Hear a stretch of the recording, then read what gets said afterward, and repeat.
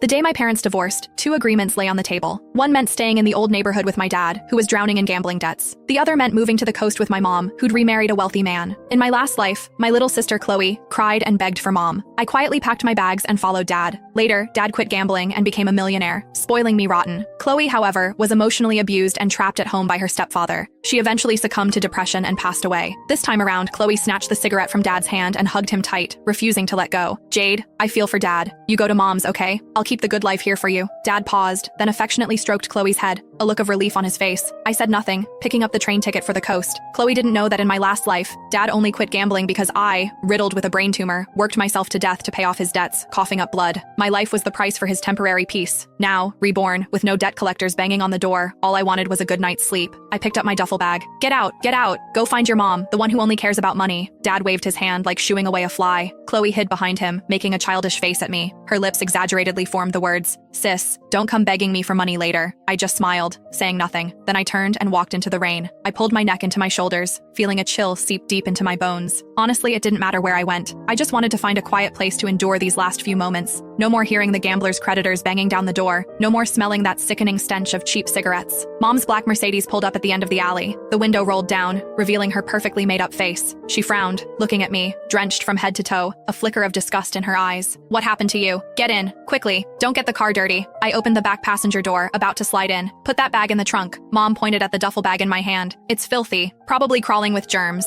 I paused, but I still obediently closed the door and put the bag in the trunk. Back in the car, I huddled in the corner, careful not to touch the luxurious leather seats. The heater was on full blast, but I still felt cold. "Jade, once we get there, you need to be sensible." Mom drove, glancing at me in the rearview mirror. "Your stepfather doesn't like noise. Don't leave your room unless you have to. Eat quietly, and don't drag your feet when you walk. And never mention your dad. He's bad news." I looked out at the rain streaking past the window and nodded. "Got it." The familiar spike of pain lanced through my head again. My vision blurred for a second. I reached up and pressed my forehead. "What's wrong?" Mom asked, her tone laced with impatience. "Nothing, just car sickness," I said. "So delicate," Mom scoffed. "Just like your dad." I closed my eyes, swallowing back the metallic taste of blood that welled up in my throat. Next time, no way I'm signing up for this again. The drive took 5 hours. By the time the car pulled into the hillside villa community, it was pitch black outside. Though ablaze with lights, the whole place felt eerily dead. "We're here." Mom parked the car, touched up her lipstick, and took a deep breath. She was shifting gears, transforming from the sharp-tongued woman she was with me into a sweet, devoted wife. "Get out of the car. Remember to call him Mr. Henderson." I followed her inside, still carrying my duffel bag. A man sat on the living room sofa, a blanket over his legs, a book in his hand. He looked up when he heard us. This was my stepfather, Robert Henderson, the same man who, in my last life, slowly suffocated Chloe until she broke. "You're back?" His voice was flat, emotionless. "Robert, this is Jade." Mom pushed me forward,